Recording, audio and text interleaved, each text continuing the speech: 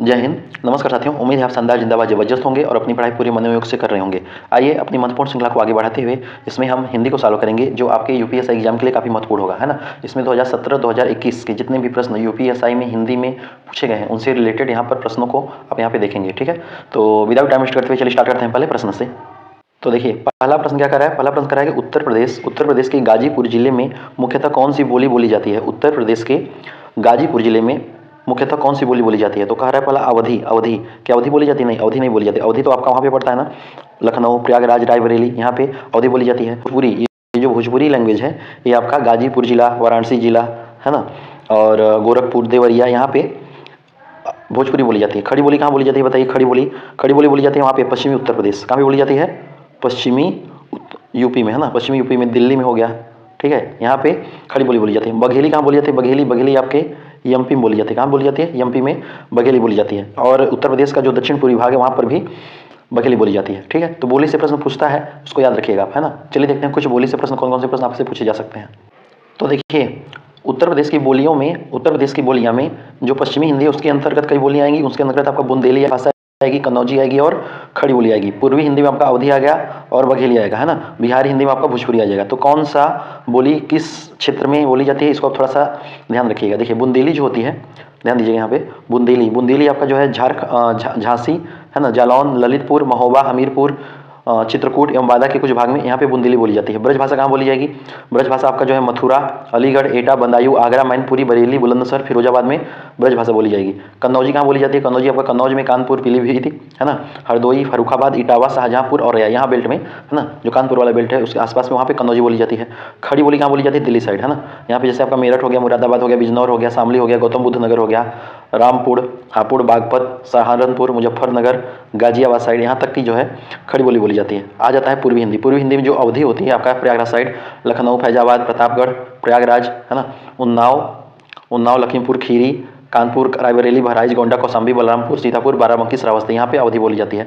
बघेली कहाँ बोली जाती है? बघेली इधर साइड आप चले जाइए, चित्रकूट साइड, बांदा, सोनपुर, मिर्जापुर, इधर साइड जो है बघेली बोली जाती है। भोजपुरी आपका जो है बनारस के आगे पहुँच जाइए, वहाँ पे जैसे गोरखपुर हो गया, गाजीपुर हो गया, वाराणसी हो गया, आजमगढ़, मऊ, जौनपुर, सिद्धार्थनगर, अम्बेडकर नगर, बस्ती, बलिया, देवरिया, महाराजगढ़, कुशीनगर, चंदौली और संत कबीर नगर, इधर साइड जो है भोजपुरी बोली बोली जाती है, याद रखिएगा। तो देखिए यहाँ पे प्रश्न पूछा है, क्या पूछा है ना, इनमें से कौन सी बोली पश्चिमी हिंदी की बोली है। इनमें से कौन सी बोली पश्चिमी हिंदी की बोली आपको बताना है। तो बताइए कौन सी है? क्या करवी होगा, क्या कन्नौजी होगा, क्या ब्रजभाषा? सभी हो जाएगा। क्या हो जाएगा? सभी हो जाएगा। इसका आंसर आप बताइए कि भारत में संवैधानिक रूप से हिंदी का क्या स्वरूप है ना। ये सारे प्रश्न देखिए 2021 में पूछे गए हैं, है ना। तो इनसे रिलेटेड जितने भी प्रश्न बन रहे हैं हम आपको करवा ही दे रहे हैं, ठीक है, याद रखिएगा। तो यहाँ पे देखिए अति संभावित प्रश्न में क्या पूछ रहा है? कह रहा है कि बिहार के छपरा और रोहतास कौन सी बोली जाती है?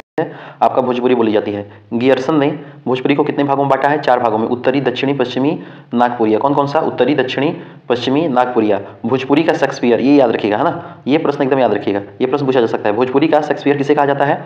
भिखारी ठाकुर कहा जाता है। किसको कहा जाता है? भिखारी ठाकुर कहा जाता है। किसके अनुसार? पश्चिमी मागधी की सबसे पश्चिमी बोली को भोजपुरी कहा जाता है ना। किसके अनुसार? तो आपका हो जाएगा डॉक्टर सुनीति कुमार चटर्जी। मोटे तौर पे भोजपुरी की कितनी बोलियां हैं? 8 बोलियां हैं, 8 उपबोलियां हैं। कौन कौन सा देख लीजिए यहाँ पे, मल्लिका भोजपुरी, मधेसिया भोजपुरी, पश्चिमी भोजपुरी, है ना, केंद्रीय भोजपुरी, काशिका भोजपुरी, दक्षिणी भोजपुरी, नागपुरिया भोजपुरी और थारू भोजपुरी। ये भोजपुरी की 8 प्रकार की उपबोलियां हैं। अगला प्रश्न देखिए, कह रहा है बिहारी हिंदी का विकास किस अपभ्रंश से हुआ है यह माना जाता है। बताइए इसका आंसर आप बताइए। देखिए सारे प्रश्न का आंसर आप खुद भी देते चलिए, ठीक है, तभी मजा आएगा। तो देखिए जो बिहारी हिंदी का प्रत्यक्ष जो विकास है वो हुआ है आपका मागधी अपभ्रंश से। किससे हुआ है? मागधी अपभ्रंश से, ठीक है। वर्तमान में जो है कहाँ पे बोली जा रही है? ये जो बोली जा रही है बिहार के पटना हो गया, है ना, पटना हो गया और गया हो गया, ठीक है, पटना हो गया, गया हो गया, झारखंड हो गया, वहाँ पे हजारीबाग आदि मतलब जिलों में वहाँ पे यह बोली बोली जाती है। ये चीज़ याद रखिए। तो जो बिहारी हिंदी है, ये जो बिहारी हिंदी, इसकी कितनी बोलियाँ हो? इसकी 3 प्रमुख बोलियाँ हैं। कौन कौन सी? इसकी 3 प्रमुख, हालांकि ये सब चीज़ हम आपको करवा चुके हैं, फिर भी रिवीजन करते चलिए। बिहारी हिंदी की 3 प्रमुख बोलियाँ, एक होती है आपका भोजपुरी। कौन सी होती है? एक होती है भोजपुरी, है ना, एक होता है मैथिली। कौन सा होता है? मैथिली। एक होता है मैथिली और एक होता है मगही, है ना, याद आ रहा होगा अगर आप रिवीजन किए होंगे। तो भोजपुरी, मैथिली और मगही, ठीक है, ये चीज़ याद रखिएगा। देखिए आगे देख लेते हैं। तो हाँ बिहारी की, यहाँ ये तो सारी चीज़ सही है। देखिए मगधी जो अपभ्रंश है, यहाँ भी ध्यान दीजिएगा, मगधी अपभ्रंश से न केवल बिहारी हिंदी बल्कि बंगला, ओडिया, असमिया जैसे भी भाषाएं का मतलब विकास हुआ है। ठीक है, सौर सेनी बात करें तो सौर सेनी इससे राजस्थानी, गुजराती, पश्चिमी हिंदी और पहाड़ी हिंदी का विकास हुआ है। अर्धमागधी से इससे पूर्वी हिंदी, अवधी, बघेली, छत्तीसगढ़ी का विकास हुआ है। पैसाची से आपका जो है पंजाबी का विकास हुआ है। ठीक है, ये सारी चीज़ें याद रखिए। हालांकि ये सारे क्वेश्चन हम करवा ही चुके हैं। चलिए अगला प्रश्न देखिए, कह रहा है अन्य संभावित प्रश्न क्या कर रहा है। हाँ ये देखिए, मागधी को और किस नाम से जाना जाता है बताइए। मागधी को और किस नाम से जाना जाता है, गौड़ी के नाम से, है ना। मागधी में जो र ध्वनि का परिवर्तन किस रूप में होता है, तो र को बोलेंगे ल, जैसे नाम है राजू तो बोलेंगे लाजू। ठीक है, अच्छा शूद्रक के किस नाटक में मागधी भाषा का प्रयोग मिलता है, तो अब मृच्छकटिका। ठीक है, ऐसे बचपन में लोग तुतलाते थे ना, ऐसे बोला र को नहीं बोल पाते थे ल। ठीक है, भारत के एक एग्जाम्पल नॉर्मल बताया मैं आपको। भारत के नाट्य शास्त्र के अनुसार मागधी भाषा का प्रयोग कौन करते थे, तो मागधी भाषा का प्रयोग करते थे आपके अंतःपुर के नौकर तथा अश्वपालक। अंतःपुर के नौकर तथा अश्व जो पालक थे वे मागधी भाषा का प्रयोग करते थे।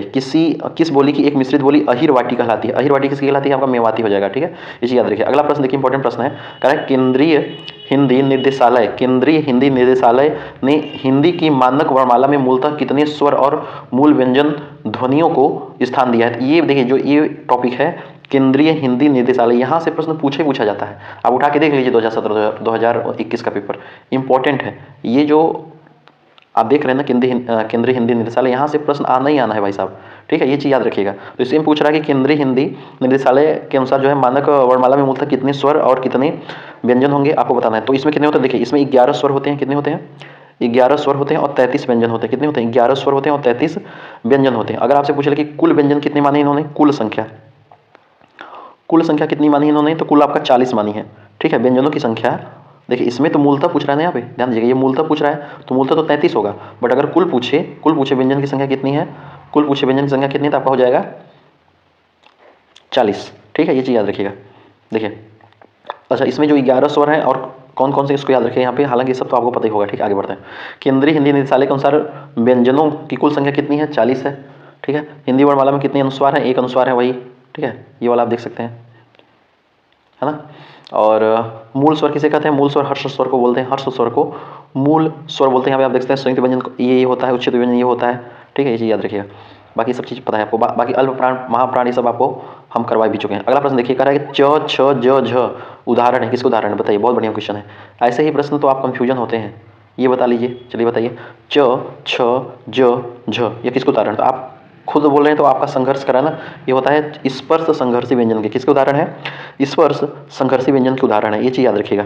ठीक है, देखिए इसमें क्या कर रहा है, कह रहा है कि जिन ध्वनियों के उच्चारण में स्पर्श का समय अपेक्षाकृत अधिक होता है और उच्चारण के बाद वाला भाग संघर्षी हो जाता है, उन्हें स्पर्श संघर्षी व्यंजन कहा जाता है ना। देखिए स्पर्श व्यंजन किसको बोलते हैं, जैसे क, ट, प, जिसमें केवल स्पर्श क, ट, प, क, ट, प। संघर्षी व्यंजन श, ख, स, ह केवल घर्षण होता है। अंतस्थ व्यंजन य, र, ल, ये तो पता ही हुआ। आगे देखिए, अरे अच्छा, व्यंजनों के उच्चारण में ये सब प्रश्न आपको छोड़ने नहीं है ना, याद रखिएगा। व्यंजनों के उच्चारण में हमारी जिह्वा तथा मुख के अन्य अवयव जो प्रयत्न स्थितियां बनाते हैं, वे कितने प्रकार के होते हैं, आपका होते हैं 8 प्रकार के। ठीक है, जब प्राणवायु जिह्वा को 2-3 बार प्रकंपित करके निकले उसे क्या बोलते हैं, उसे बोलते हैं प्रकंपित, है ना। प्रकंपित करके निकल रहा है। प्रत्येक वर्ग का पहला, तीसरा और पांचवा वर्ण, प्रत्येक वर्ग का पहला, तीसरा, पांचवा वर्ण क्या कहलाता है बताइए फटाक से, हो जाएगा अल्प प्राण। और दूसरा चौथा महाप्राण। जिन वर्णों का उच्चारण करते समय तालु जिह्वा कुछ खुली रह जाए, किस प्रकार के प्रयत्न होते हैं, आपका विवृत, थोड़ा सा खुला रह गया, विवृत। लुंठित तथा विवृत क्या है, सब आपको बता चुके हैं। लुंठित तथा विवृत क्या है, प्रयत्न, यानी कि वर्णों के उच्चारण में होने वाले यत्न। चलिए आ जाते हैं, इंपॉर्टेंट क्वेश्चन कह रहा है कि निम्नलिखित में से खंड काव्य क्या है। खंड काव्य और महाकाव्य में आपको अंतर बताना है। खंड काव्य और महाकाव्य में आपको अंतर बताना है ना। एक होता है महाकाव्य होता है, एक होता है खंड काव्य।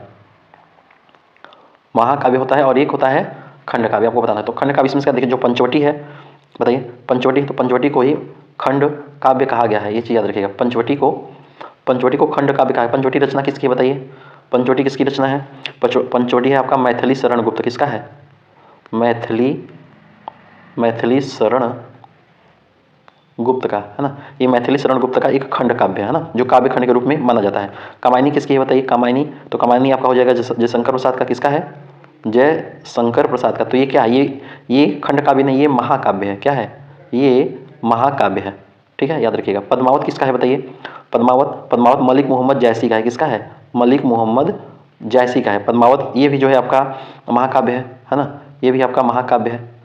आपको अभी बताना है कि महाकाव्य और खंडकाव्य किसको बोलते हैं। साकेत किसका है बताइए, साकेत किसका है, तो साकेत आपका मैथिली शरण गुप्त का हो जाएगा, है ना, मैथिली शरण गुप्त का हो जाएगा। ये भी जो है साकेत राम कथा पे केंद्रित है। किस पे केंद्रित है, राम राम कथा पे केंद्रित है, ठीक है, याद रखिए। तो खंड काव्य और महाकाव्य में अंतर क्या होता है कि देखिए, जो खंड काव्य होता है वो मतलब कि किसी भी चीज़, किसी भी जो रचना होती है ना, या फिर किसी भी जो व्यक्ति के जो समग्र जीवन होता है, अगर उसको पूरा कर दें उसको महाकाव्य बोलेंगे। और खंड में बतलाए एक नॉर्मली उसको खंड काव्य बोलेंगे, है ना, आधा आधा करके जो बताए। चलिए आगे देखिए, मतलब कुछ पार्ट, कुछ हिस्सा बताया जाए, ऐसा समझिए। चलिए अगला प्रश्न देखिए, अगला प्रश्न करें, अमीर खुसरो को किस लोकप्रिय उपाधि के नाम जाना जाता है। ये सब प्रश्न भी आपका यूपीएससी में बढ़िया प्रश्न पूछता है ना, कवियों के बारे में, उनकी कौन सी लोकप्रिय उपाधि के नाम जाना जाता है बताइए। तो इनको बोलते हैं तूती ए हिंद। क्या बोलते हैं, तूती ए हिंद, तूती ए हिंद, ये चीज़ याद रखिएगा, ठीक है। अमीर खुसरो जो है ये आपके, खुसरो जो है मध्यकालीन इंडो फारसी कवि, संगीतज्ञ और इतिहासकार थे। वे फारसी और हिंदवी दोनों में लिखते थे, है ना। चलिए अगला प्रश्न कह रहा है कि खड़ी बोली देखिएगा यहाँ पे, खड़ी बोली हिंदी का प्रथम कवि किसे माना जाता है। खड़ी बोली हिंदी का प्रथम कवि माना जाता है आपका अमीर खुसरो को। हालात ए कन्हैया नामक पुस्तक किसने लिखा, अमीर खुसरो ने लिखा। कव्वाली परंपरा के प्रवर्तक के रूप में किसका उल्लेख मिलता है, अमीर खुसरो का मिलता है। अमीर खुसरो किस सूफी संत के शिष्य माने जाते हैं, निजामुद्दीन औलिया के। किसके माने जाते हैं, निजामुद्दीन औलिया के। अमीर खुसरो के बचपन का क्या नाम था, अबुल हसन यमुद्दीन खुसरो, याद रखिएगा, है ना। अगला प्रश्न क्या कर रहा है कि कितनी नावों में कितनी बार किस कवि का काव्य संग्रह है। कितनी नावों में कितनी बार किस कवि का काव्य संग्रह है, किसका है बताइए। क्या मुक्तिबोध, क्या मुक्तिबोध का है, मुक्तिबोध का नहीं। मुक्तिबोध का तो एक इंपॉर्टेंट है ना, एक चांद का मुख टेढ़ा है, ये इंपॉर्टेंट है, ये मुक्तिबोध का याद रखिएगा। जहाँ भी मुक्तिबोध आए ये प्रश्न पूछा जाता है कि चांद का मुंह टेढ़ा है, चांद का मुंह टेढ़ा है, ठीक है। ये किसका है, ये मुक्तिबोध का है, चांद का मुंह टेढ़ा है, याद रखिएगा, ठीक है। तो इसमें अच्छा मुक्तिबोध का नहीं है। रामविलास शर्मा का भी नहीं है, रामविलास शर्मा के नहीं, क्योंकि रामविलास शर्मा एक प्रमुख आलोचक थे ना, काफ़ी ये भी प्रतिष्ठित कवि थे।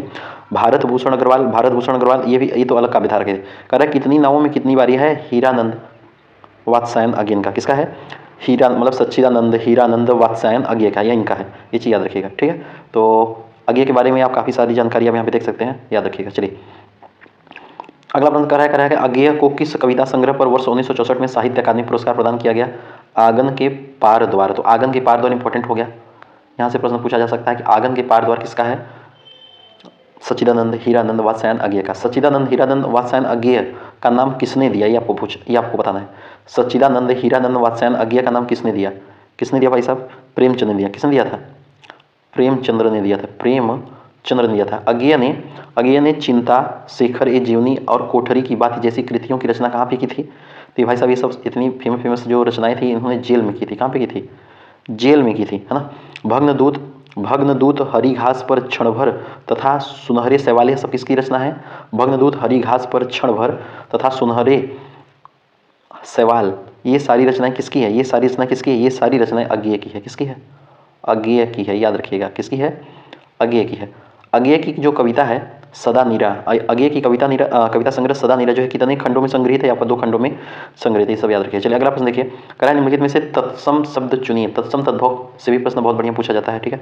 तो कह रहा है कि निम्नलिखित में से कौन सा तत्सम है, तत्सम बताइए कौन सा है। सोना, क्या सोना तत्सम है, सोना तो तद्भव है, क्योंकि सोना का तत्सम क्या होता है, सोना का तत्सम होता है स्वर्ण। क्या होता है, स्वर्ण होता है। नेत्र, हाथ का तत्सम क्या होता है, हाथ का तत्सम हस्त होता है। क्या होता है, हस्त होता है। पेट का तत्सम क्या होता है, पेट का तत्सम होता है उदर, ठीक है। तो इसका आंसर क्या हो जाएगा, इसका आंसर हो जाएगा नेत्र। नेत्र बोले तो आँख, है ना, याद रखिएगा। चलिए उष्ट्र का तद्भव क्या है, उष्ट्र का तद्भव क्या है, उष्ट्र का तद्भव है ऊंट, उष्ट्र का तद्भव ऊंट होता है। अपादहस्त का तद्भव अपाहिज होता है। सौभाग्य का तद्भव सुहाग होता है। मस्तक का तद्भव माथा होता है। विभूति का तद्भव बभूत होता है। अगला प्रश्न क्या है, निम्नलिखित में से कौन सा तद्भव शब्द नहीं है।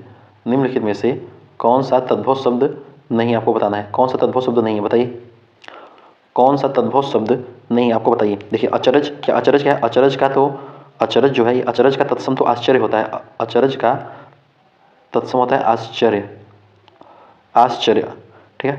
अगम, अगम एक तद्भव शब्द है ना। अगम तद्भव, अगम का तत्सम क्या होता है, अगम्य, अगम्य। अंश क्या है, ये वाला जो अंश है ये तद्भव है, जबकि ये जो अंश होता है इसको बोलते हैं जिसमें स से शरीफा वाला लगता है, ये तद्भव है, मतलब ये तत्सम है, ठीक है। जो अक्षर है ये ही तद्भव नहीं है, यही तद्भव नहीं है, क्योंकि अक्षर का तत्सम क्या होता है, मतलब अक्षर का तद्भव क्या होता है, अक्षर होता है, ये वाला अक्षर होता है। ठीक है, याद रखिए। तो option number D is right answer. अगला प्रश्न देखिए, राजपुत्र का तद्भव क्या हो जाएगा, राजपुत्र का तद्भव राजपूत हो जाएगा।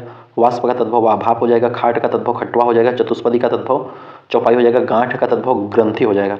अगला प्रश्न कह रहा है कि कौन सा वाक्य सही है। देखिए, वाक्य से भी रिलेटेड प्रश्न बनते हैं, इन सबको भी आपको कवर करके चलना है। ठीक है, कह रहा है कौन सा वाक्य सही है। वे कल यहाँ आएंगे, ये तो पहले दिख रहा है, गलत है। कल यहाँ आएगा, कल यहाँ आएगा, ये तो कुछ ठीक लग रहा है, ये सही लग रहा है। मैं कल यहाँ आएगा, ये भी गलत है। वे कल, एकदम ऑप्शन नंबर बी सही हो जाएगा। ठीक है, चलिए अगला देखिए। वर्तनी से प्रश्न पूछता है, इंपॉर्टेंट वर्तनी हम आपको करवा देंगे, है ना। यहाँ पे साइड में आप देख सकते हैं। देखिए, इनमें से शुद्ध वर्तनी का शब्द है, इनमें से शुद्ध वर्तनी का शब्द कौन सा हो जाएगा। चलिए बताइए। शुद्ध, ये भी गलत है। पुन, ये भी गलत है। ये भी गलत है। संध्वंस, सद्वंस, ये एकदम सही है। ठीक है, चलिए। अग्नेय का शुद्ध वर्तनी क्या हो जाएगा। अग्नेय का शुद्ध वर्तनी क्या हो जाएगा। अग्नि का शुद्ध वर्तनी होता है आग्नेय। क्या होता है, आग्नेय। अग्नेय का शुद्ध वर्तनी होता है आग्नेय। आनुषांगिक का, ये तो इसमें हम तो शुद्ध बोलेंगे, ये गलत है, यहाँ पे आ होगा। ठीक है, अ नहीं होगा, तो होता है आनुषांगिक। क्या होता है, आनुषांगिक।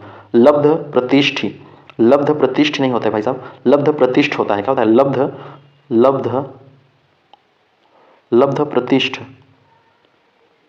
लब्ध प्रतिष्ठ होता है। ठीक है, भुजंगिनी का क्या होता है शुद्ध वर्तनी, भुजंगी होता है।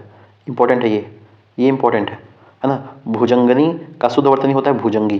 ठीक है, इसमें देखिए, द्वारिका, इंद्र, वज्रा, ज्योत्सना तथा ध्वन्या लोक में कौन सी वर्तनी शुद्ध है। कौन सी वर्तनी शुद्ध है, द्वारिका एकदम गलत है। इंद्र व्रजा, ये गलत है। ज्योत पूरा तो आ गया, ये भी गलत है। ध्वन्या लोक, ये एकदम सही है ना, ये एकदम सही है। चलिए, आ जाता है आपका गद्यांश। तो गद्यांश को पढ़िए, इसका आंसर देंगे। नवीन कविताओं में पेड़ों को शहर का श्वास तंत्र कहा गया है। नवीन कविताओं में पेड़ों को शहर का श्वास तंत्र कहा गया है। कवि लिखता है कि फुटपाथ पर उगी नन्ही कपोलों को लोग अनदेखा करते हैं, पर वही आगे चलकर धूल और शोर को थामती है। कविता सुझाव देती है कि वृक्षारोपण केवल उत्सव नहीं, बल्कि रोजमर्रा का क्या है, रोजमर्रा का अनुशासन है। ठीक है, तो ये गद्यांश, इसका प्रश्न का आंसर बताइए आप। कह रहा है कि शहर का श्वास तंत्र किसे कहा गया है। शहर का श्वास तंत्र किसे कहा गया है, आंसर बताइए। तो पेड़ों को कहा गया। देखिए, यहाँ पे सीधा सीधा दिख रहा है, पेड़ों को शहर का श्वास तंत्र कहा गया। एकदम इजी क्वेश्चन। ठीक है, अगला देखिए। अगला कह रहा है कि क्या पूछ रहा है इसमें। अच्छा, कह रहा है कि नन्ही कपोलों का कार्य क्या बताया गया है। नन्ही कपोलों का कार्य क्या बताया है, धूल और शोर को थामना, है ना। ये धूल और शोर को थामती है। अगला प्रश्न देखिए क्या कह रहा है। कह रहा है कि कवि वृक्षारोपण को किस रूप में देखता है। कवि वृक्षारोपण को केवल उत्सव नहीं, बल्कि रोजमर्रा का अनुशासन है। क्यों, रोजमर्रा के अनुशासन के रूप में देखता है। ठीक है, इसका आंसर ये होगा। चलिए अगला प्रश्न देखिए। अगला प्रश्न कह रहा है कि जब किसी सामान्य बात का विशेष बात से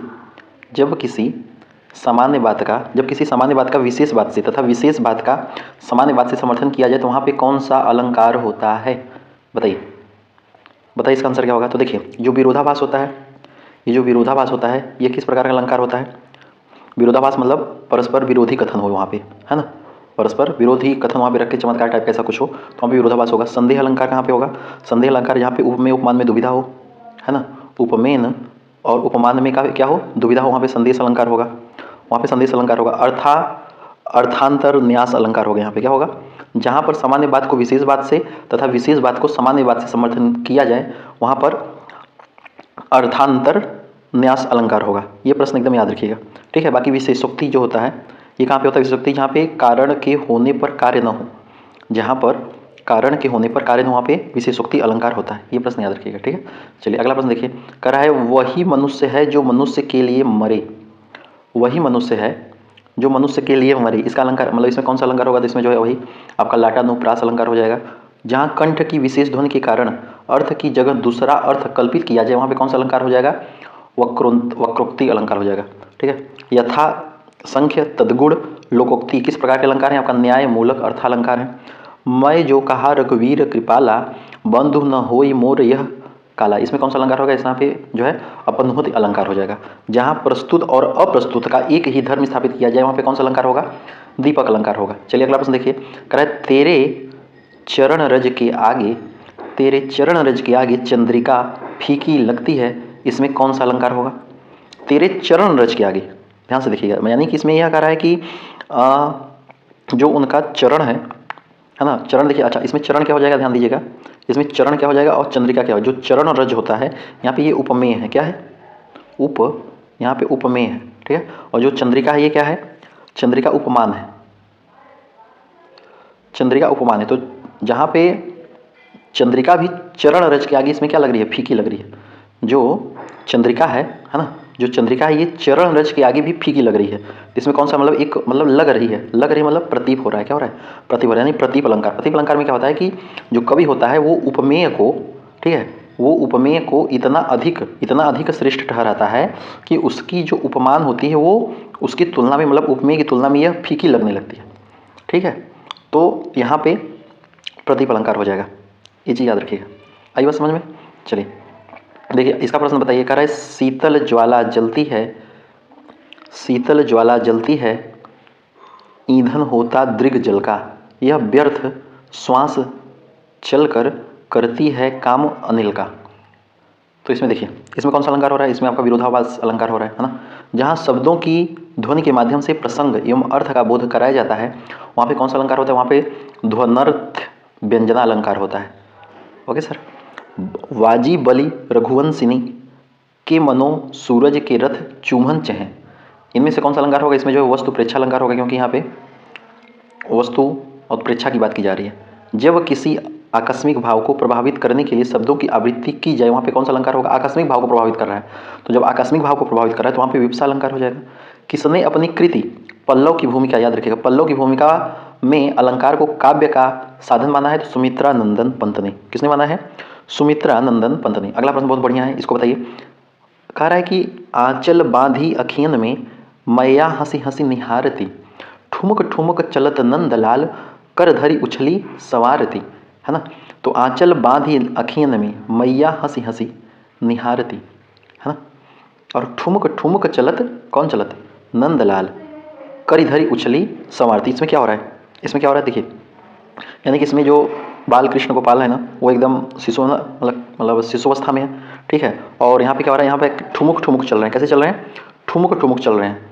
और मैया हंसी हंसी देख रही हैं उनको, सॉरी, मैया जो है वहाँ पे उनको हंस हंस देख रही हैं, है ना। तो यानी माता का निहारना, है ना, गोद में संवारना, है ना, और शिशु का ठुमकना, शिशु का ठुमकना, ये सब क्या है?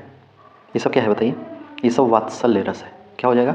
वात्सल्य रस। वात्सल्य रस जो होता है यहाँ पे इसका जो मतलब स्थायी भाव होता है वहाँ पे स्नेह का स्थायी भाव होता है। कैसा होता है? स्नेह का, ठीक है। बाकी शांत, स्नेह का स्थायी भाव यहाँ पे होगा, है ना।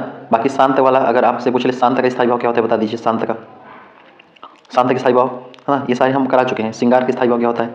वीर रस का स्थायी भाव क्या होता है ना, ये सारे प्रश्न आपको करा चुके हैं। वीर रस का उत्साह पराक्रम हो गया, श्रृंगार में रति वगैरह होता है, शांत में सौमत्व होता है, वैराग्य, इस टाइप का, ठीक है सर, याद रखिएगा। चलिए अगला प्रश्न देखिए, कह रहा है कि श्री राम मूर्छित लक्ष्मण को अपनी गोद में लिए हुए हैं और वन राधि शोक संतृप्त हैं, यहाँ पे विषयालंबन क्या है? मतलब विषय कौन है? तो विषय भाई साहब यहाँ पे जो है मूर्छित लक्ष्मण जी हैं, है ना। कह रहा है कि श्री राम मूर्छित लक्ष्मण को अपनी गोद में लिए हुए हैं, तो विषय तो यही हो जाएंगे ना, मूर्छित लक्ष्मण।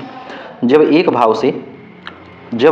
एक भाव के सहसा शांत होते ही दूसरे भाव का चमत्कार पूर्ण से उदय होता है तो क्या कहलाता है? तो वहाँ पे हो जाएगा भाव उदय। जो संपत्ति शिव राव नहीं दिन ही दिए दशमाथ, सोई संपदा विभीष नहीं सकुच दिन है रघुनाथ। कौन सा अलंकार हो जाएगा? दानवीर अलंकार हो जाएगा, है ना। जहाँ विचित्रता, अद्भुतता तथा असाधारण घटना का आदि का उद्दीपन हो वहाँ कौन सा रस होता है? वहाँ पे अद्भुत रस होता है। विभत्स रस का विरोधी रस कौन सा होता है? श्रृंगार रस होता है। क्या होता है?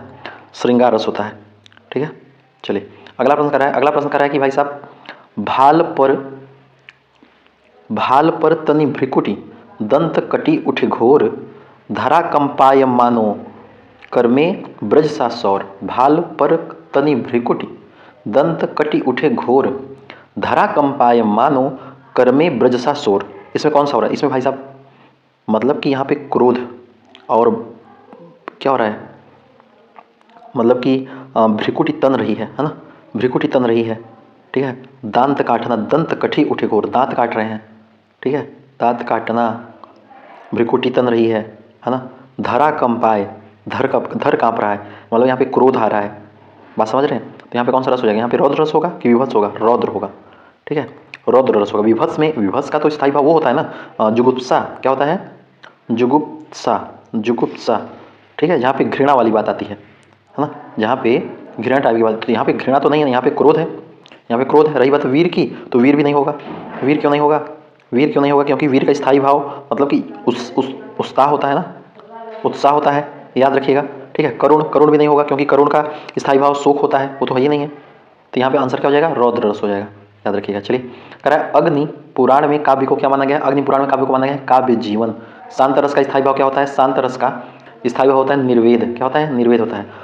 अभी भी मुकुट बंधा था माथ, हुए कल ही चंदन के हाथ, खुले भी न थे लाज के बोल, खिले भी चुंबन शून्य कपोल, हाय रुक गया यही संसार, बना सिंदूर आज अंगार।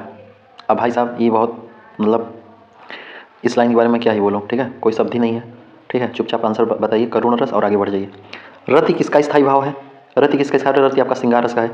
भाव संधि, भाव शांति, भाव संधि, भाव शांति, भाव सबलता क्या है, यह जो है स्थायी संचारी भाव की प्रमुख स्थितियाँ हैं। क्या क्या, भाव संधि, भाव शांति, भाव सबलता।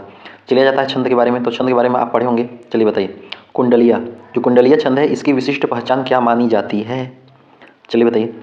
तो देखिए, जो कुंडलिया होती है, इसमें एक कुंडली बनती है, नाम में ही है, क्या बनती है, कुंडली बनती है, ठीक है। जिसका अर्थ मतलब जो मतलब अर्थात जिस मतलब शब्द या समूह से यह प्रारंभ होता है, उसी शब्द या समूह से यह इसका अंत भी होता है। और इसमें कितने चरण होते हैं, इसमें 6 चरण होते हैं, इसमें 6 चरण होते हैं। पहले इसमें 2 चीज़ों का समावेश होता है, कौन कौन सा, एक होता है दोहा, यानी पहले जो 2 चरण होते हैं, पहले 2 चरण में दोहा होता है, ठीक है। बाकी 4 जो चरण होते हैं वहाँ पे उसमें क्या होता है, उसमें रोला होता है, क्या होता है, दोहा और रोला। तो दोहा और रोला का यह कॉम्बिनेशन है, क्या है, कुंडलिया छंद।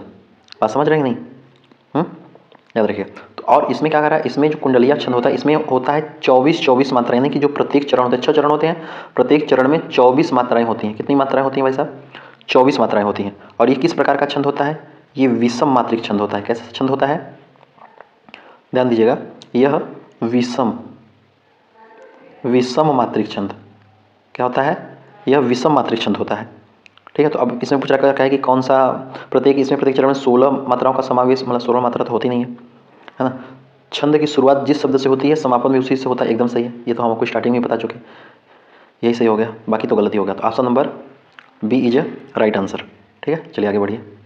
कह रहा है किस छंद में 4 चरण नहीं होते हैं। अच्छा, इसके पहले कुछ और प्रश्न इंपॉर्टेंट है, उसको देख लीजिए आप। हाँ, तो इसका आंसर बताइए। कह रहा है कुंडलिया में प्रत्येक चरण में कितनी मात्राएं होती है, आपका 24 मात्रा। कुंडली किस प्रकार का छंद होता है, विषम मात्रिक छंद, इसे बता चुके। भुजंगी, शालिनी, स्वागता, यह क्या है, आपका छंद है छप्पय। जो छप्पय होता है किन छंदों से मिलकर बनता है, छप्पय आपका रोला और उल्लाला से बना होता है। छप्पय, रोला और उल्लाला से बनता है, ये भी इंपॉर्टेंट है ना, याद रखिएगा। छप्पय जो होता है, ये रोला और उल्लाला का इसमें कॉम्बिनेशन होता है। रोला के सम तथा विषम चरणों में कितनी मात्राएं होती हैं, तो रोला के सम में आपका 13 होंगी और विषम में 11 होंगी। चलिए, कह रहा है किस छंद में 4 चरण नहीं होते हैं, किस छंद में 4 चरण नहीं होते, आपके बताइए। तो ये देखिए, ये जो दोहा होता है, सोरठा होता है, रोला, इसमें 4 चरण होते हैं। जबकि छप्पय होता है, छप्पय में 6 चरण होते हैं। कितने होते हैं, छप्पय में नाम ही 6, तो छप्पय में 6 हो जाएगा, 6 चरण होगा, ठीक है। बाकी में 4 चरण होते हैं, याद रखिएगा, ठीक है। चलिए, मातृगण कितने होते हैं, तो मातृगण आपका देख लीजिए 5 होते हैं। मातृगण कितने होते हैं, 5 होते हैं। टगड़, ठगड़, डगड़, ढगड़ और अड़गड़। भिखारी दास ने तुक के कितने भेद माने हैं, तो तुक के 3 भेद माने। कौन कौन से, विप्सा, यामिकी और लाटिया। वर्ण वृत्तों में गण का सामान्यतः अर्थ क्या होता है, इसका अर्थ होता है 3 अक्षरों या वर्णों का समूह, 3 अक्षर या वर्णों का समूह। भारतीय परंपरा में अत्यंत अशुभ वर्ण कौन से होते हैं, अत्यंत अशुभ, याद रखिएगा। ये सारे जो वर्ण होते हैं, झ, भ, र, श, ह, ये सारे अशुभ वर्ण होते हैं, है ना, याद रखिएगा। भारतीय परंपरा में अशुभ वर्णों में से 5 अशुभ वर्ण को क्या कहते हैं, दग्धाक्षर बोलते हैं। क्या बोलते हैं, दग्धाक्षर। चलिए अगला प्रश्न आ जाइए। कह रहा है किसकी, अच्छा ये भी प्रश्न काफ़ी इंपॉर्टेंट है, इसको मार्क कर लीजिए, है ना, मोस्ट इंपॉर्टेंट क्वेश्चन, बहुत बढ़िया प्रश्न है।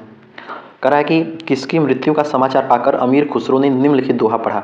कौन सा दोहा पढ़ा भाई साहब, कौन सा दोहा पढ़ा, गोरी सोवे सेज पय मुख पर डारे केस, चल खुसरो घर आपने, रैन भई चहुँ देश।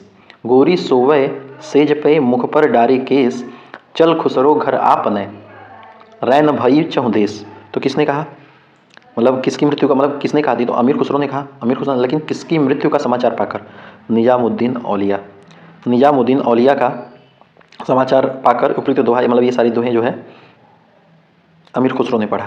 ठीक है, ये चीज़ याद रखिए। चलिए अगला प्रश्न देखिए। देखिए यहाँ पे एक प्रश्न बहुत इंपॉर्टेंट है, कह रहा है कि अलाउद्दीन खिलजी जो थे, अलाउद्दीन खिलजी जो है अमीर खुसरो को खुसरुए सारा, खुसरुए सारा की पदवी दी थी, है ना। हिंदी साहित्य के अनेक साहित्यकारों में किसे हिंदवी का पहला कवि माना जाता है, तो आपका अमीर खुसरो हो जाएंगे। ठीक है, अमीर खुसरो से यहाँ से जितने भी प्रश्न बन रहे हैं ध्यान दीजिएगा, यहाँ से आपका सारा कवर हो जा रहा है। ठीक है, याद रखिए। देखिए कह रहा है हिंदी साहित्य के अनेक साहित्यकारों ने किसे हिंदवी का पहला कवि माना है, अमीर खुसरो को माना है ना।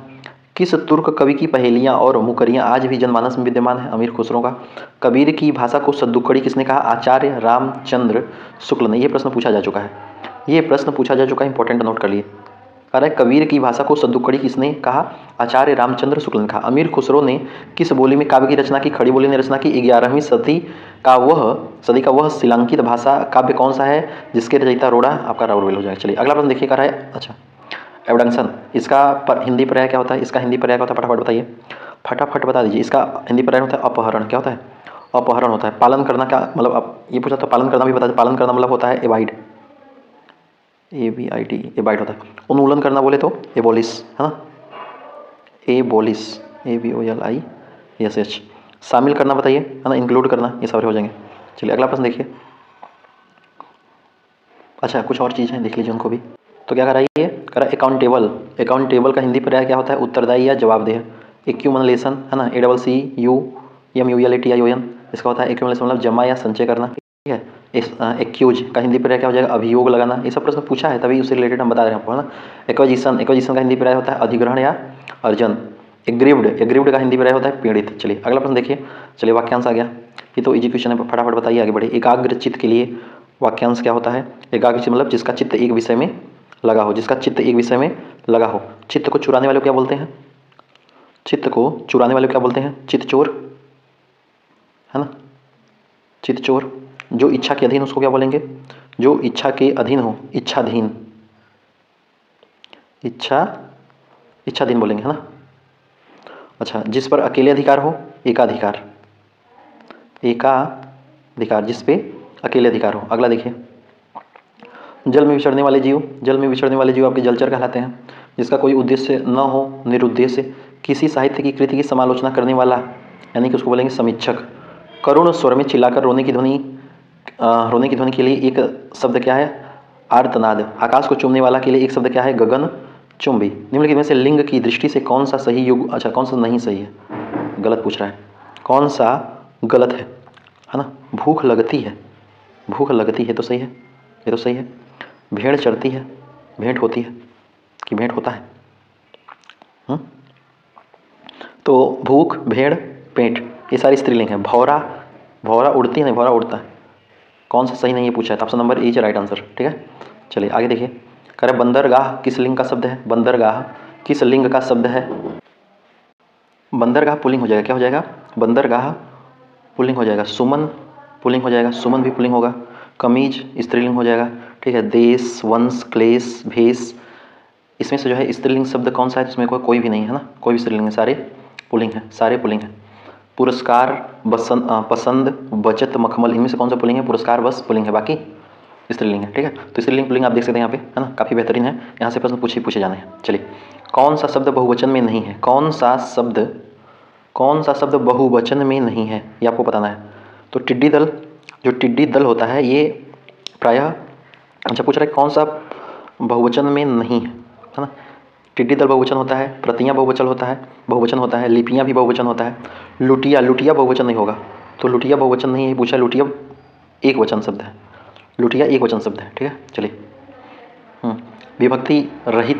विभक्ति रहित भाई का बहुवचन क्या हो जाएगा, भाई का बहुवचन भाई होगा। छात्र का बहुवचन छात्रगण हो जाएगा। भाग्य का जो है, भाग्य एक वचन होता है, बहुवचन भाग्य सदैव एक, मतलब सदैव बहुवचन होता है। आज बारिश तेज थी, है ना, बारिश कौन सा वचन है, बारिश एक वचन है। अध्यापक का बहुवचन अध्यापक गढ़ हो जाएगा। भाषा भारती सम्मान, ये भी काफ़ी इंपॉर्टेंट है, ये प्रश्न पूछा जा चुका है, याद रखिएगा। भाषा और इसके द्वारा सम्मान मतलब कौन सी पत्रिका पहली थी, ये भी पूछता है, ठीक है। भाषा भारती सम्मान किस संगठन द्वारा प्रदान किया जाता है, किस संगठन द्वारा प्रदान किया जाता है, याद रखिएगा। तो यह प्रदान किया जाता है केंद्रीय भारतीय भाषा संस्थान, केंद्रीय भारतीय भाषा संस्थान के द्वारा यह जो है भाषा भारती सम्मान प्रदान किया जाता है, ठीक है। मतलब और भी कई सारी मतलब श्रेणियाँ हैं अलग अलग, वहाँ पे भी प्रदान की जाती है, ठीक है। केंद्रीय भारतीय भाषा संस्थान ये कहाँ पे है,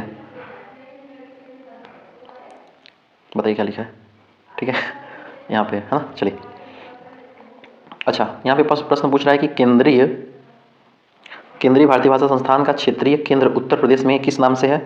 तो यहाँ है आपका वो जो है उर्दू शिक्षण एवं अनुसंधान केंद्र लखनऊ के नाम से, उर्दू शिक्षण एवं अनुसंधान केंद्र लखनऊ से, यानी कि केंद्रीय भारतीय भाषा संस्थान का क्षेत्रीय केंद्र कहाँ पे है, मतलब किस नाम से है, उर्दू शिक्षण अनुसंधान केंद्र लखनऊ के नाम से। अच्छा, भाषा सम्मान किस संगठन द्वारा प्रदान किया जाता है, भाषा संगठन मतलब भाषा सम्मान या साहित्य अकादमी द्वारा, किसके द्वारा, साहित्य अकादमी द्वारा, ठीक है। उत्तर प्रदेश हिंदी संस्थान द्वारा प्रदान किया जाने वाला सर्वोच्च पुरस्कार कौन सा है, तो सर्वोच्च पुरस्कार भारत भारती है, भारत भारती है उत्तर प्रदेश द्वारा प्रदान किया जाने वाला सर्वोच्च पुरस्कार। मूर्ति देवी पुरस्कार निर्णय मतलब मूर्ति देवी पुरस्कार देने का निर्णय किस वर्ष लिया गया है, लिया जाता है 1982 में। कब लिया जाता है, 1982 में, ठीक है, 1982 में। हाँ, सूर्यबाला की कृति, सूर्यबाला की जो कृति है, कौन देश को वासी वेणु की डायरी को वर्ष 2024 में किस सम्मान से सम्मानित किया गया, व्यास सम्मान से किया गया था। किस सम्मान से किया गया था, व्यास, ठीक है, व्यास सम्मान से किया गया था, याद रखिएगा। चलिए अगला प्रश्न देखिए, गुरुपदेश का संधि विच्छेद, बहुत इजी क्वेश्चन, बताइए फटाफट। गुरुपदेश का संधि, गुरु प्लस उपदेश, कौन सा गुरु, अब ये चेक करना है आपको, कौन सा गुरु, अरे आपके गुरु है ना। चलिए आगे बढ़िए। अ या आ के बाद ए या ऐ, अ या आ के बाद ए या ऐ आने पर दोनों ऐ हो जाते हैं, किस संधि की विशेषता है। तो भाई साहब ये वृद्धि स्वर संधि की विशेषता है। किसकी विशेषता है, वृद्धि स्वर संधि की विशेषता है। न्यून का संधि विच्छेद क्या होगा, न्यून का संधि विच्छेद क्या होता है, बताइए फटाक से। न्यून का होता है नी प्लस ऊन, बताइए क्या ये सही है, नी प्लस ऊन, क्या ये सही है, आपको बताना है। 9 प्लस इक मिलकर क्या बनता है, 9 प्लस इक मिलकर क्या बनता है, नाविक बनता है। सदानंद में कौन सी संधि है, सदानंद, सत धन आनंद, व्यंजन संधि हो जाएगा यहाँ पे, सत धन आनंद, है ना। निश्चल में कौन सी संधि है, निधन चल, विसर्ग संधि,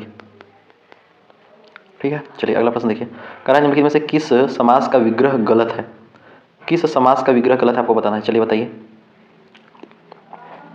घृतान्न मतलब कि गलत पूछ रहा है ना, घृतान्न मतलब कि घृत से मिश्रित अन्न, एकदम सही है, एकदम सही। इसमें जो है कौन सा समास होगा, इसमें मतलब बीच में तत्पुरुष समास है यहाँ पे, ठीक है, तत्पुरुष समास आ रहा है।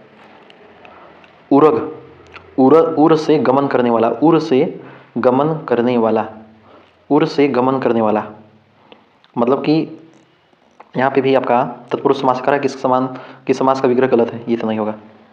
अच्छा, रातों रात, रातों रात मतलब होता है रात भर नहीं, रात ही रात में, तो कौन सा विग्रह गलत है, यही गलत हो जाएगा, यही गलत हो जाएगा, ठीक है। पूछ रहा है क्योंकि इसका रात क्या होता है, रात ही रात में होता है ना, रातों रात का।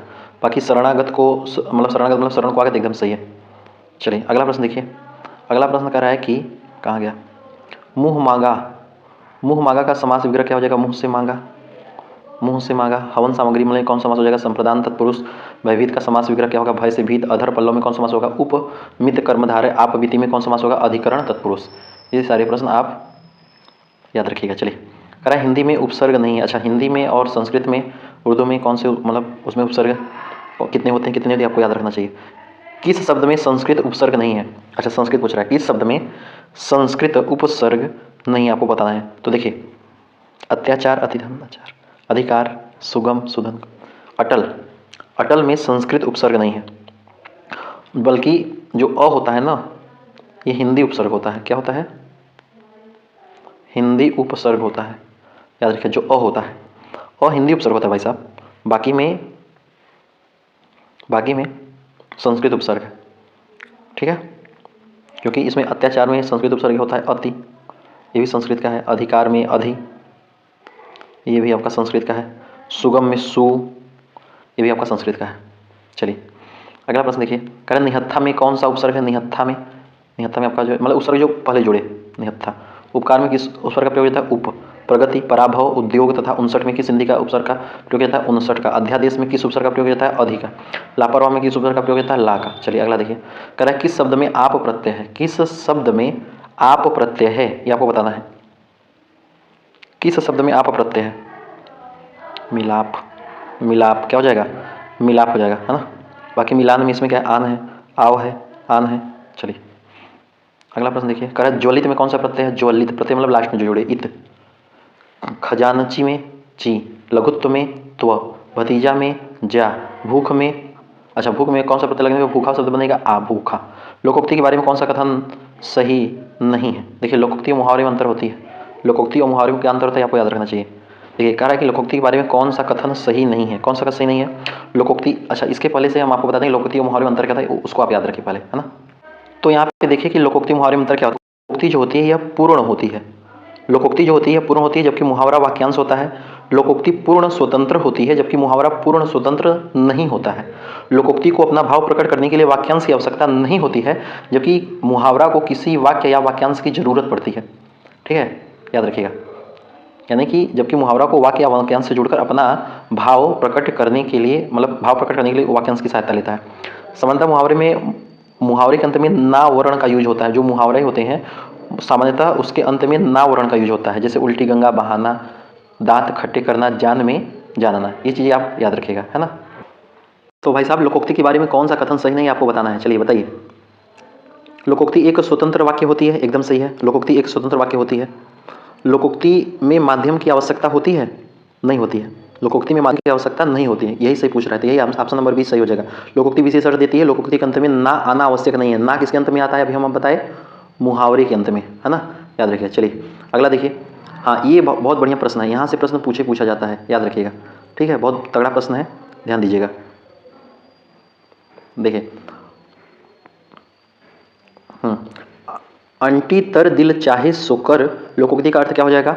अंटी तर दिल चाहे सोकर, यानी अंटी में माल हो तो व्यक्ति कुछ भी कर सकता है, याद रख लीजिए। अंधा कुत्ता बतासे भूखे, अंधा कुत्ता बतासे भूखे, लोकोक्ति का अर्थ क्या हो जाएगा? अंधा कुत्ता की हवा, अंधा कुत्ता की हवा, अंधा कुत्ता की हवा की आवाज पर ही भौंकने लगता है। अंधा कुत्ता जो है यह हवा की आवाज पर ही भौंकने लगता है, याद रखिएगा। ऊंट का मुंह न जाने कब उठे, ऊंट का मुंह न जाने कब उठे, इसका लोकोक्ति का अर्थ क्या हो जाता है? दुष्ट न जाने कब दुष्टता कर बैठे। काका कहने से ककड़ी नहीं मिलती, यानी कि केवल चापलूसी करने से कोई वस्तु नहीं मिल जाती। काका कहने से ककड़ी नहीं मिलती मतलब केवल चापलूसी करने से कोई वस्तु नहीं मिल जाती। कस्तूरी की गंध से लहसुन दे न सुगंध, यानी कि जो कस्तूरी की गंध से लहसुन दे न सुगंध, यानी कि बुरे लोगों जो होते हैं, मतलब बुरे जो लोग होते हैं वह अच्छों की संगति से भी अच्छे नहीं होते हैं। ये चीज़ याद रखिएगा। ठीक है, तो बहुत इंपॉर्टेंट प्रश्न है, याद रखिएगा, है ना। कि अंटी तर दिल चाहे सोकर, यानी अंटी में माल हो तो व्यक्ति कुछ भी कर सकता है। अंधा कुत्ता बतासे भूखे, यानी अंधा कुत्ता हवा की आवाज़ पर ही भौंकने लगता है। ऊँट का मुंह न जाने कब उठे, दुष्ट न जाने कब दुष्टता कर बैठे। काका कहने से ककड़ी नहीं मिलती, यानी केवल चापलूसी करने से वस्तु नहीं मिलती। कस्तूरी की गंध से लहसुन दे न सुगंध, यानी बुरों मतलब जो बुरे लोग होते हैं वो अच्छे की संगति से भी अच्छे नहीं होते हैं। ठीक है, जबकि अच्छे लोग बुरे किसी से बुरे हो जाते हैं। चलिए पर्यायवाची की दृष्टि से कौन सा सही नहीं है? चलिए बताइए, बहुत बढ़िया प्रश्न है। पर्यायवाची की दृष्टि से कौन सा सही नहीं है बताइए। तलवार, तलवार का चंद्रहास होता है, असी होता है, करवाल होता है, एकदम सही होता है, एकदम सही होता है। निर्धन का रंक दरिद्र अकिंचन होता है, ये भी सही है। लंबोदर का गजवदन, गिरिजानंदन हेरम्ब, ये भी आपका लंबोदर का होता है, लंबोदर का होता है। ठीक है।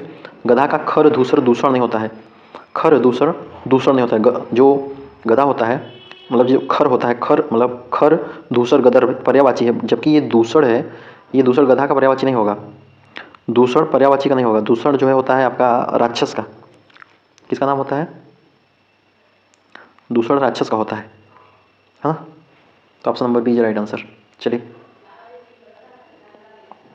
मकर ध्वज, मकर ध्वज कंदर्प पंचसर, यह किसका पर्यायवाची है? आपका कामदेव का हो जाएगा। पारिजात, पारिजात किसका पर्यायवाची है बताइए? पारिजात कल्पवृक्ष का हो जाएगा। श्रीकंठ किसका पर्यायवाची है? शंकर का हो जाएगा।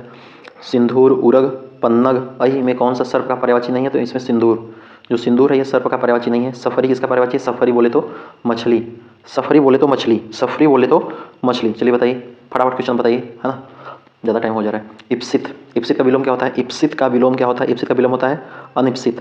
क्या होता है? अनिप्सित, है ना। अनिहा का विलोम क्या होता है बताइए? अनिहा का विलोम होता है ईहा, है ना। अनियमित, अनियमित का विलोम होता है नियमित, नियमित। अधिष्ठित, अधिष्ठित का विलोम क्या होता है? अनधिष्ठित, अनधिष्ठित। चलिए अगला देखिए, अभिशाप का विलोम क्या होता है? अभिशाप का विलोम वरदान हो जाएगा। अनुरुक्ति का विलोम विरक्ति हो जाएगा। मुखर का विलोम कटोक्ति हो जाएगा, है ना। मुखर का विलोम मौन का विलोम मुखर हो जाएगा। प्रियोक्ति का विलोम कटोक्ति हो जाएगा। प्रख्यात का विलोम कुख्यात हो जाएगा। चलिए, विलोम की दृष्टि से कौन सा युग्म सही है? कौन सा युग्म सही है ये आपको बताना है। विनम्र का विनीत नहीं, ये तो विलोम पूछ रहा है ना। विलोम तो पर्यायवाची हो जा रहा है, मतलब पर्यायवाची टाइप का हो जा रहा है, ठीक है, ये तो नहीं होगा। शामिश कामिश ये भी नहीं होगा। सामिस का निरामिस होता है, सामिस का निरामिस होता है। हानि का नुकसान ये तो भी समानार्थी है। नख का सिख, नख का सिख ये प्रॉपर विलोम है ना। चलिए अगला प्रश्न क्या कह रहा है? हाँ, कह रहा है कि निष्काम का विलोम क्या होता है? निष्काम का विलोम सकाम होगा। निष्काम का विलोम सकाम होता है। प्रमुख का विलोम गौण होता है। महात्मा का विलोम दुरात्मा होता है। पराधीन का विलोम स्वाधीन होता है। भंजक का विलोम योजक होता है। अब्ज, अब्ज का अनिकार्थी शब्द नहीं है। अब्ज का अनिकार्थी शब्द कौन सा नहीं होता है? तो अब्ज का कई सारे शब्द होते हैं। अब्ज बोले तो जैसे हो गया आपका शंख, है ना, शंख, चंद्रमा। अब्ज मतलब शंख होता है, चंद्रमा होता है, और कपूर होता है, कपूर होता है, और कमल होता है। क्या होता है? कमल होता है, ठीक है। तो इसमें पूछ रहा है कि कौन सा नहीं होगा? शंख, चंद्रमा, एक ऑप्शन तो छूट गया, ज़्यादा भावना भागे क्या। अब्ज का अनिकार्थी शब्द हम आपको बता दें, इसमें बादल नहीं होगा ना। बादल जो है अब्ज का अनिकार्थी शब्द नहीं होता है। चलिए, सूर्य, अग्नि, परमात्मा ये किसके निकार्थी हैं? आपके आत्मा के हो जाएंगे। खजूर, गेहूं, पलाश किसके निकार्थी शब्द हैं? कनक के। इंपॉर्टेंट, फटाफट नोट कर लीजिए, इंपॉर्टेंट है। खजूर, गेहूं, पलाश किसके निकार्थी है? कनक के। गीदड़ किसका निकार्थी शब्द है? कौरव का। मदिरा, रणचंडी, कालिख ये आपकी कालिका के निकार्थी शब्द हैं। बादल, समुद्र, जलाशय, जलधर के अनिकार्थी शब्द हैं। वह बात या भाव जिसे प्रकट करने की इच्छा हो उसके लिए एक शब्द कौन सा हो जाएगा? उसके लिए एक शब्द कौन सा हो जाएगा? उसके लिए एक शब्द अभिप्रेत हो जाएगा। क्या हो जाएगा? अभिप्रेत हो जाएगा। अगला प्रश्न देखिए, कह रहा है कि वह बात या भाव जिसे प्रकट करने की इच्छा उसको बोलेंगे एक शब्द अभिप्रेत। अच्युत, अच्युत जो स्थान स्थिति से अलग न किया जा सके, यानी जो कभी च्युत न हुआ हो। अथम, अथमना मतलब पश्चिम दिशा जिसे बोले सूर्य का, जिसमें अस्त होता है। असूया मतलब किसी के गुण के अवगुण को समझना। अगला प्रश्न देखिए, अगला प्रश्न कह रहा है किसी वस्तु को प्राप्त करने की तीव्र इच्छा बोलेंगे अभिप्सा। एक अक्षर तक के लिए एक शब्द क्या होगा? अक्षरशः। जिस पर अभियोग लगाया गया हो अभियुक्त। जो नष्ट न हो सके अनस्वर। जिसका जन्म बाद में हुआ हो अनुज। अगला प्रश्न देखिए, कौन सा कारक नहीं है? चलिए बताइए, कौन सा कारक नहीं है? बताइए कौन सा कारक नहीं है? तो कर्ता कारक होता है, कर्ता कारक होता है। कर्मधारय कौन सा कारक होता है? कर्ता कारक, कर्म कारक, अपादान कारक, संप्रदाय। कर्मधारय कारक नहीं होगा, कर्मधारय जबकि एक होता है समास, है ना। कर्मधारय समास होता है, ठीक है। तो ऑप्शन नंबर 20 सही हो जा रहा है। चलिए आगे बढ़िए।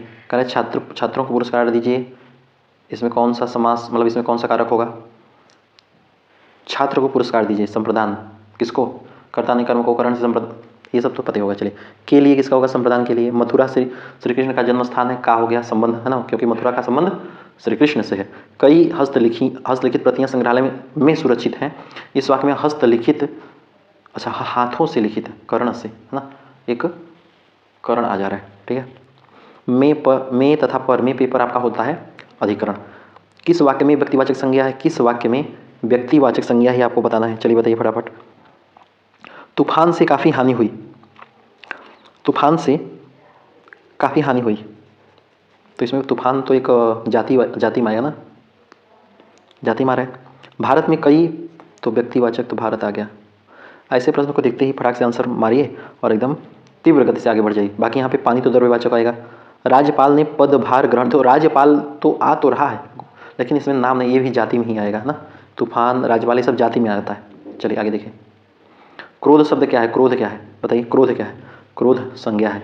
मौन शब्द किस जातिवाचक संज्ञा से बना है? मुनि से। ममता, ममतत्व, ममत्व किस प्रकार की संज्ञा है? भाववाचक हो जाएगी। रामधारी सिंह दिनकर राष्ट्रवादी कवि थे। इस वाक्य में कवि किस प्रकार, तो कवि आपका जातिवाचक होगा। कवि हो गया, डॉक्टर हो गया, है ना, इंजीनियर हो गया, सब जातिवाचक में आएंगे। टीचर होंगे, है ना, सब इंस्पेक्टर, एसआई किस में आएगा? बताइए किस में आएगा? जातिवाचक में, गाँवों में अभी भी संयुक्त परिवार दिखाई देता है। इस वाक्य में परिवार किस प्रकार की संज्ञा है? तो यहाँ भी आपका गाँव है ना, कस्बा, शहर, समूहवाचक में आएगा। चलिए, चेहरे के लिए किस विशेषण का प्रयोग करना उचित रहेगा? चेहरे के लिए किस विशेषण का प्रयोग करना उचित रहेगा, आपको बताना है। तो चेहरे के लिए आपका हो जाएगा, चेहरा आपका कैसा है? जब जॉब मिलेगी ना एसआई वाली, है ना, तो क्या होगा? तेज से उठ जाएगा, तेजस्वी कहेंगे। अब भाई साहब देखिए तेजस्वी है, चमक रहा है, अलग ही चेहरा चमक रहा है ना, ये तरीके से लोग बोलेंगे। चलिए अगला देखिए, कहेंगे हमें पता था कि ये कर ले जाएगा। साहित्य का विशेषण क्या होगा? साहित्यिक होगा, है ना। अच्छी पुस्तकें हमेशा आदर्श होती हैं।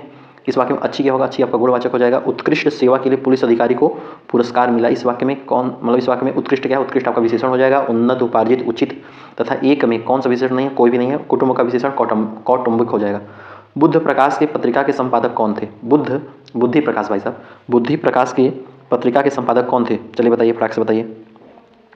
और इसका प्रकाशन जो है होता था कहाँ से पता है? आगरा से होता था। कहाँ से होता था? इसका प्रकाशन आगरा से होता था। क्या हो जाएंगे? राजा लक्ष्मण सिंह? नहीं, राजा लक्ष्मण सिंह नहीं होंगे। राजा जो लक्ष्मण सिंह थे ये आपके प्रजा हितैषी के संपादक थे। किसके संपादक थे? प्रजा हितैषी, प्रजा हितैषी के संपादक थे, ठीक है। बालकृष्ण भट्ट, क्या बालकृष्ण भट्ट होंगे? बताइए। बालकृष्ण भट्ट तो उनके उसके संपादक थे, हिंदी प्रदीप के, हिंदी प्रदीप के। राजा शिव प्रसाद सितारे हिंद, राजा शिव प्रसाद सितारे हिंद, इन्होंने जो है एक अखबार था, बनारस अखबार, बनारस अखबार, ठीक है। तो राजा शिव प्रसाद सितारे हिंद इन्होंने बनारस अखबार निकाला था। बालकृष्ण भट्ट ने हिंदी प्रदीप संपादन किया था और राजा लक्ष्मण सिंह ने प्रजा हितैषी संपादन किया था। ये तीन चीज़ याद रखिएगा। बुद्धि प्रकाश के हो जाएंगे आपके मुंशी सदा सुखलाल, मुंशी सदा सुखलाल, यह पत्रिका जो थी ये इसका प्रकाशन आगरा से होता था। ओके सर, याद रहेगा। चलिए तो यहाँ तक हम रखते हैं। अच्छा एक दो और बता दीजिए, जैसे मान लीजिए अगर हम आपसे पूछ ले कि प्रताप के संपादक कौन थे? बताइए, इसका आंसर बताइए आप। प्रताप के, कर्मवीर के, ये सब प्रश्न पूछा जा चुका है इसलिए मैं बता रहा हूँ, है ना, अभी याद आ गया। कर्मवीर के संपादक कौन है? प्रताप के संपादक कौन है? और एक इम्पॉर्टेंट प्रश्न है कि वैष्णव पीयूष विवाह, वैष्णव पीयूष विवाह, इसके संपादक कौन है? आपको बताना है। ये तीनों के संपादक कौन है ये आपको बताना है। नहीं पता है? चलिए मैं बता दे रहा हूँ, आप खोजेंगे गूगल पे। भाई साहब देखिए, यहाँ तक अगर आप आ गए ना तो बहुत एक जज्बे वाली बात है और बहुत मतलब कि अब इसके लिए हम तारीफ़ करें कि क्या करें, है ना। क्योंकि मैं देख रहा हूँ ना कि काफ़ी बच्चे बस आते हैं और पूरा पढ़ते नहीं हैं, ठीक है। शुरू के 10 मिनट, 15 मिनट, 20 मिनट तक देखेंगे, इस बार फिर छोड़ के भाग जाएंगे। तो सिलेक्शन भी तो उसी का होगा जो पूरा देखेगा, जो पूरा कंप्लीट करेगा। बात ये नहीं है कि पूरी वीडियो देख रहा है, नहीं, मुझे भी कोई दिक्कत नहीं है, ठीक है। 2 लोग तो देखेंगे, हम जिसके लिए बना रहे हैं, स्पेशली मैं 5 से 10 लोगों के लिए बना रहा हूँ, ठीक है, जो मेरे मतलब रह चुके हैं। मैं ऑलरेडी आपको बता चुका हूँ कि मैं ऑलरेडी कंटेंट क्रिएटर रह चुका हूँ बड़े बड़े कोचिंग संस्थान में, वहाँ पर हम करवा चुके हैं ना। UPSI 2021 में जो भी पेड कंटेंट में PDF वगैरह आपको मिला है, उत्कर्ष क्लासेज जो जोधपुर वाले हैं ना, वहाँ पे पेड कंटेंट हमारे द्वारा ही तैयार किया गया था ना। उसमें आप देखेंगे हमारी हैंड राइटिंग प्रॉपर मिली थी बच्चों को, ठीक है। बस अब इससे ज़्यादा बता नहीं सकते क्योंकि काफ़ी सारी चीज़ें होती हैं, सिक्योरिटी होती है, ठीक है, सब कुछ पब्लिक में नहीं आना चाहिए। तो कुल मिला के ये है कि बहुत सारे बच्चे यहाँ पे नहीं आ पा रहे हैं, है ना, यहाँ तक पहुँच ही नहीं पा रहे, यहाँ पे कंप्लीट कर ही नहीं पा रहे। आप अगर यहाँ पे कर रहे हैं कंप्लीट और रेगुलरिटी साथ करिए, ठीक है। इनको 2 बार 3 बार, जैसे मान लीजिए हफ्ते में देखिए मैं ज़्यादा वीडियो भी नहीं दे रहा हूँ, क्योंकि 3 से 4 वीडियो बस इतने ही, है ना। क्योंकि ज़्यादा देने का मतलब ही नहीं है, कम पढ़ो बट उसी को रिवीजन करते रहिए। बाकी मैथ रीजनिंग पे प्रैक्टिस करते रहिए, ठीक है, मैथ रीजनिंग का प्रैक्टिस करते रहिए, ठीक है। वो स्कोरिंग सब्जेक्ट है और ये आपको रैंकिंग, मतलब आपके रैंक को निर्धारित करेगा, रैंक अच्छा लाएगा, ठीक है। प्रश्न तो बनाएगा ही, रैंक आपको आगे ले जाएगा, क्योंकि ये सारे प्रश्न करवा ही नहीं रहा कोई, और यही प्रश्न पूछेगा तो कहेंगे भैया पता नहीं कहाँ से क्वेश्चन पूछ लिया, इतने ज़्यादा फॉर्म भरे हैं तो भाई साहब आयोग छाड़ेगा भी तो कैसे छाड़ेगा, सब वही पढ़ लेंगे, सभी तो पढ़ रहे हैं, ठीक है ना। तो याद रखिएगा। तो इसका वैष्णव पीयूष विवाह, यह मतलब इसका संपादन किसने किया था? पंडित अंबिका दत्त व्यास ने। किसने किया था? अंबिका दत्त व्यास, ठीक है। अच्छा जो यहाँ तक कंप्लीट कर लिया है एक बार कमेंट जरूर करिएगा, है ना, कि हम यहाँ तक कंप्लीट कर लिए पक्का, ठीक है। तो हम उन लोगों को नोट अलग से भी कर रहे हैं कि जो रेगुलर है उनको भी मैं देख रहा हूँ, है ना। मैं तो देख ही रहा हूँ कि कौन रेगुलर है कौन नहीं। 4 से 5 लोग एकदम रेगुलर है ना, बाकी जो हमारे वो हैं वो लोग भी तो रेगुलर हैं। ये 2 जगह वीडियो जा रही है, सिर्फ यूट्यूब पे नहीं, एक जगह वीडियो जा रही है, ठीक है। ये चीज़ याद रखिएगा। चलिए प्रताप के क्या बोला मैं, प्रताप के संस्थापक कौन है? गणेश शंकर विद्यार्थी। कौन है? गणेश शंकर विद्यार्थी हैं। कर्मवीर के कौन है? कर्मवीर के माखन लाल चतुर्वेदी हैं। कौन है?